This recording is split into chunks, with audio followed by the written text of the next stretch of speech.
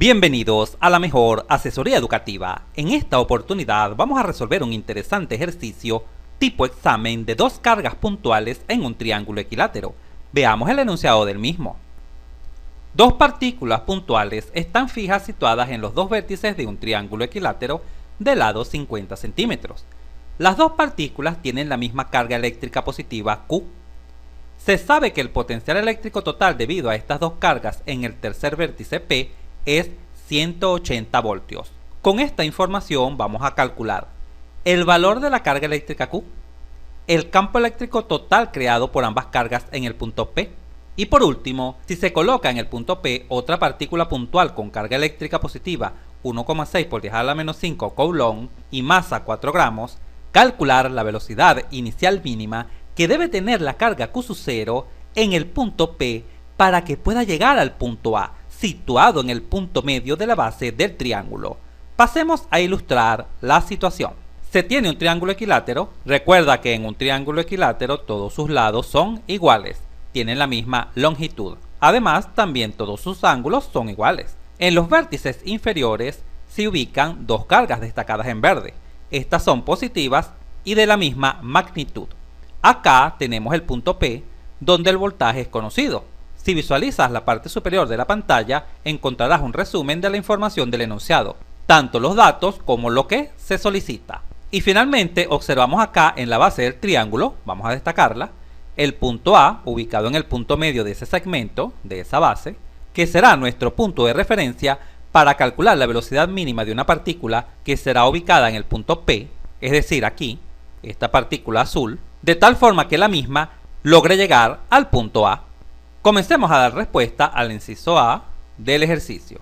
Como se conoce el potencial en P, que vale 180 voltios, vamos a proceder a calcular el potencial debido a las cargas Q1 y Q2 en P para de esa manera obtener el valor de la carga Q.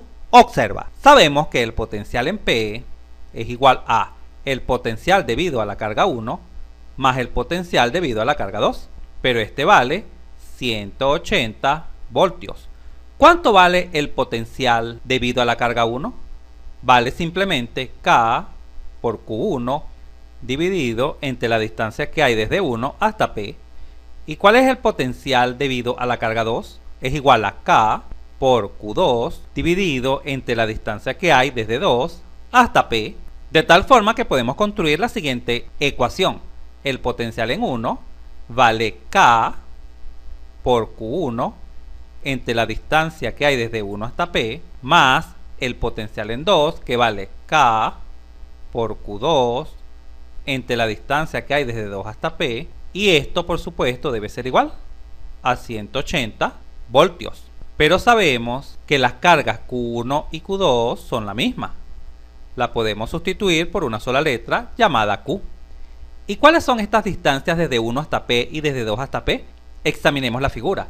La distancia de 1 a P es este lado del triángulo equilátero y la distancia desde 2 hasta P es este lado del triángulo. Observa que esas dos distancias son la misma porque es un triángulo equilátero, de tal forma que también podemos asegurar que la distancia de 1 a P es igual a la distancia de 2 a P, y esta distancia en este caso es igual a L, que es el lado del triángulo.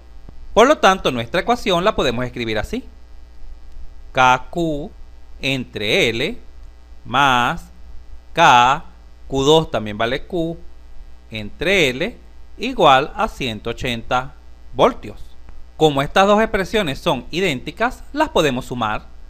2 veces KQ entre L es igual a 180. Y de esta igualdad es sencillo despejar el valor de la carga Q. Vamos a abrir más espacio en la pizarra para realizar dicho despeje. El valor de la carga Q será igual a 180 multiplicado por L, ya que esta L que está dividiendo pasaría a multiplicar, sobre, y este factor 2K que está multiplicando pasaría dividiendo sobre 2K. Ahora solo basta sustituir L y K en esta igualdad para obtener el valor de Q. Pero recuerda, ojo, estas longitudes deben estar en metros, pero en este caso L se proporciona en centímetros. ¿Cómo llevamos centímetros a metros? Muy fácil, observa. En un metro hay 100 centímetros. Centímetro cancela con centímetro y al dividir 50 entre 100 se obtiene como resultado 0,5 metros. Ahora podemos sustituir para obtener el valor de la carga Q. 180 multiplicado por L, que vale 0,5 metros, dividido entre 2 veces el valor de la constante K de Coulomb, que vale 9 por 10 a la 9 newton metro cuadrado sobre Coulomb cuadrado. Las unidades en el numerador serían voltio por metro, porque estos 180 son voltios y el 0,5 son metros. Siendo así, la unidad que se obtiene es el Coulomb. Muy bien. Al efectuar esta operación en una calculadora, se obtiene que el valor de la carga Q es 5 por 10 a la menos 9 Coulomb. Muy bien, pasemos ahora a dar respuesta al inciso B. Para dar respuesta al ítem B sobre el campo eléctrico en P causado por las cargas Q1 y Q2, pasemos a dibujar el campo eléctrico generado por cada una de estas cargas. Para dibujar el vector campo eléctrico generado por la carga 1, dibujemos primero la línea de acción de este vector. Esta línea de acción no es más que una línea recta que une a la carga Q1 con el punto donde se desea obtener el campo eléctrico, es decir, el punto P. Acá visualizamos dicha línea de acción. Sobre esta línea de acción se encontrará el vector campo eléctrico. Pero ¿hacia dónde se encontrará este vector campo eléctrico generado por la carga 1? ¿Hacia arriba o hacia abajo? Como la carga Q1 es positiva, su campo eléctrico es saliente. Y como es saliente, el sentido del vector campo eléctrico en el punto P generado por esta carga 1 será el siguiente. Acá lo visualizamos destacado en azul.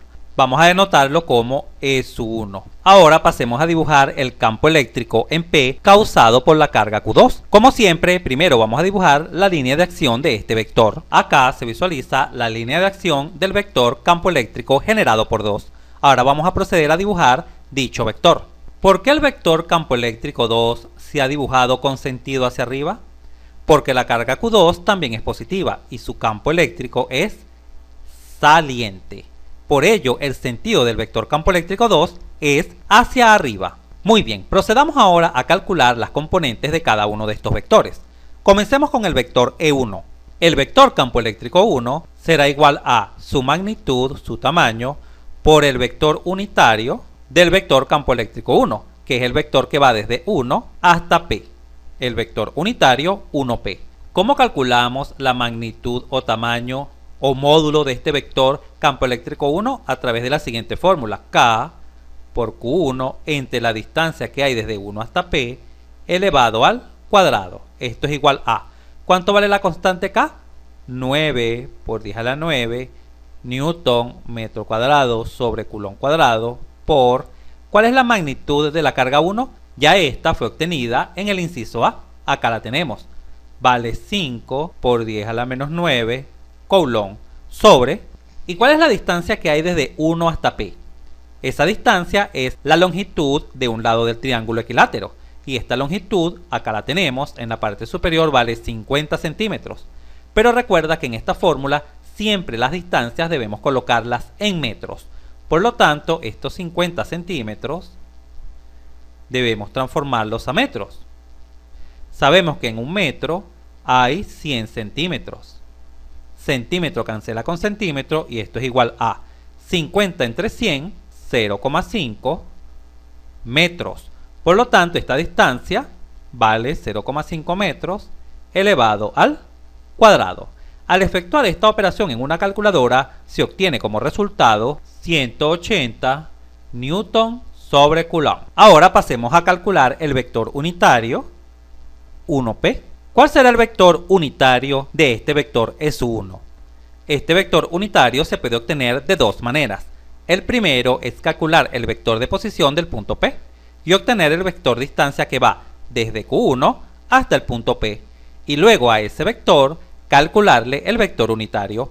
Y el segundo procedimiento, que es el que aplicaremos acá, consiste en lo siguiente: en calcular el coseno de alfa y el coseno de beta. En este momento te preguntarás, ¿pero quién es alfa y beta? Ubicamos la dirección del vector E1, la dirección es esta línea recta, esta línea, vamos a destacarla, y de esa línea debemos conocer el ángulo que forma ella con el eje X, es decir, este ángulo. Y este ángulo es conocido, vale 60 grados. Porque se sabe que este es un triángulo equilátero. Y en un triángulo equilátero todos sus ángulos valen 60 grados. Así pues, este ángulo sería el valor de alfa. Alfa siempre es el ángulo que forma la dirección del vector unitario o la dirección del vector, en este caso campo eléctrico 1, con el eje X. ¿Y quién es beta? Beta es el ángulo que forma esa dirección con respecto al eje Y, este ángulo.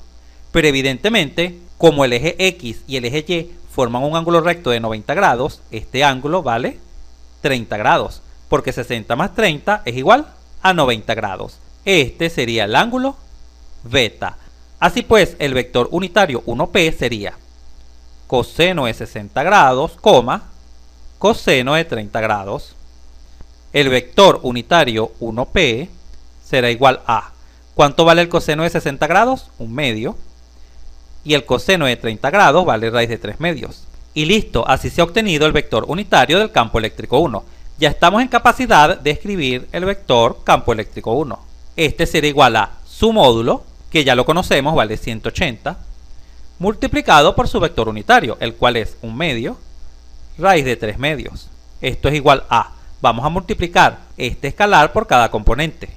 180 por 1/2 sería 180 por 1, 180 entre 2, 90, y 180 por raíz de 3 sobre 2 lo podemos efectuar así. 180 dividido entre 2 es 90 por raíz de 3. 90 raíz de 3. Newton sobre Coulomb. Estas serían las componentes del vector E1. Pasemos ahora a calcular las componentes del vector E2. El vector campo eléctrico 2 lo vamos a obtener de la misma manera como obtuvimos el 1. Calculamos su módulo y lo multiplicamos por su vector unitario, que en este caso es el vector que va desde 2 hasta P, desde la carga 2 hasta el punto P. ¿Cuál será la magnitud de este vector? Magnitud o módulo se calcula a través de la fórmula K por Q2 entre la distancia que hay desde 2 hasta P elevada al cuadrado. Esto es igual a, ¿cuánto vale K? 9 por 10 a la 9 Newton metro cuadrado sobre Coulomb cuadrado por el valor de la carga 2 es el calculado en el inciso A, ya que Q2 es igual a Q1, por lo tanto acá se tendría el siguiente valor, 5 por 10 a la menos 9 Coulomb sobre la distancia que hay desde 2 hasta P, esta distancia, que por supuesto es un lado del triángulo equilátero, el cual ya conocemos que vale 0,5 metros, que son los 50 centímetros que transformamos a metros. Ya este cálculo fue realizado y sabemos que toma como valor 180 Newton sobre Coulomb. Pasemos ahora a calcular el vector unitario R sub 2P del vector campo eléctrico 2.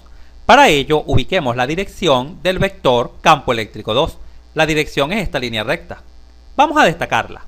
De esta línea necesitamos conocer el ángulo que forma con el eje X, que es esta, el ángulo que forma con el eje X positivo, este sería alfa, y el ángulo beta sería el ángulo que forma esta línea, esta dirección, con el eje Y. El eje Y es una línea vertical. Tracemos por acá una línea vertical. Observa. Hemos trazado esta línea vertical auxiliar para indicarte que este ángulo, el ángulo que forma esta dirección, la destacada con la vertical, es justamente el ángulo beta. ¿Podemos conocer estos ángulos? Sí, por supuesto. Recuerda que todos los ángulos de un triángulo equilátero valen 60 grados. Por lo tanto, este ángulo vale 60 grados. Y todo este ángulo, desde aquí hasta aquí, son 180 grados, ¿correcto? Por lo tanto, el ángulo alfa será simplemente 180 menos 60, es decir, 120 grados. ¿Y cuánto vale el ángulo beta? El ángulo beta será igual a 30 grados, porque esta línea vertical con respecto al eje X forma un ángulo de 90. Y si este ángulo es 60, este ángulo debe ser 30, ya que 60 más 30 sería 90 grados, que es el ángulo recto que forma esta línea vertical con el eje X. Muy bien, por lo tanto nuestro vector unitario lo podemos obtener así. Coseno de alfa, coseno de beta. En este caso, el ángulo que forma con el eje X es 120 grados y con el eje Y es 30 grados. R sub 2P es igual a, ¿cuánto vale el coseno de 120 grados? Menos 1/2. Y el coseno de 30 grados vale raíz de 3 medios. Y listo, ya hemos obtenido el vector unitario del campo eléctrico 2. Ya nos encontramos en capacidad de escribir las componentes del vector campo eléctrico 2. Estas serán igual a su módulo, que es 180, multiplicado por su vector unitario, menos 1 medio, raíz de 3 medios. Esto es igual a 180 por menos 1 medio, es igual a menos 90, coma, y 180 por raíz de 3 medios, 180 entre 2, 90 raíz de 3, Newton sobre Coulomb. Una vez que se han obtenido los vectores campo eléctrico 1 y campo eléctrico 2, se puede obtener el vector campo eléctrico total en el punto P. Este vector será igual a la suma de el vector E1 más el vector E2. Vamos a proceder pues a sumar estos vectores. Vamos a sumarlos componente a componente. Componente en X, 90 menos 90 es igual a 0.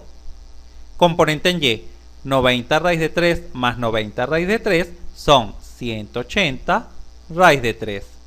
Newton sobre Coulomb. ¿Y cuál será la magnitud de este vector campo eléctrico total en P? La magnitud no será más que calcular el módulo de este vector, que podemos representar como E sub TP sin flecha, y el módulo de un vector se calcula elevando cada una de las componentes al cuadrado.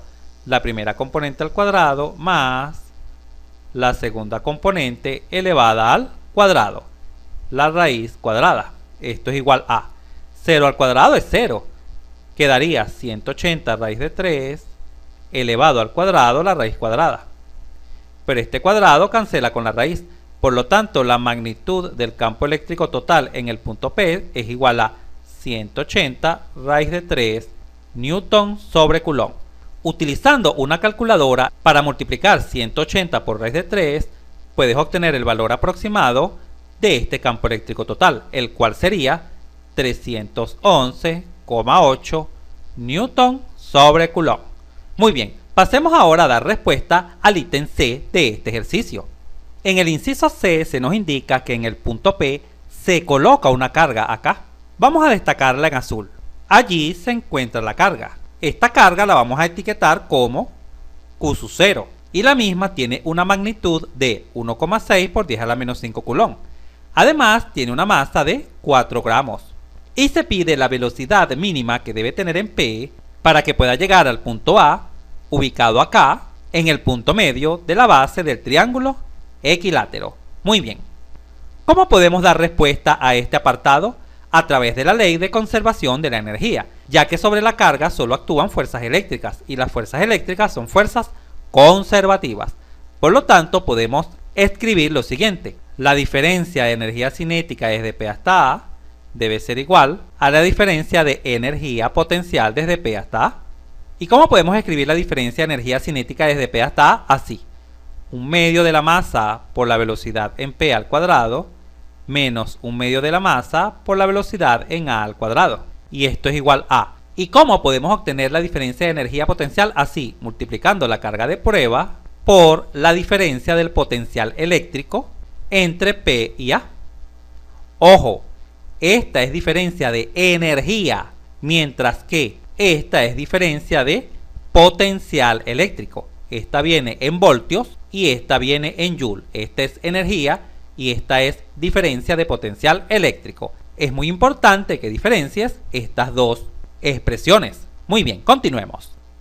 Podemos considerar que la velocidad en A es igual a 0, ya que el enunciado menciona que se requiere la velocidad mínima en P para que la partícula llegue hasta A. Es decir, en A se detiene.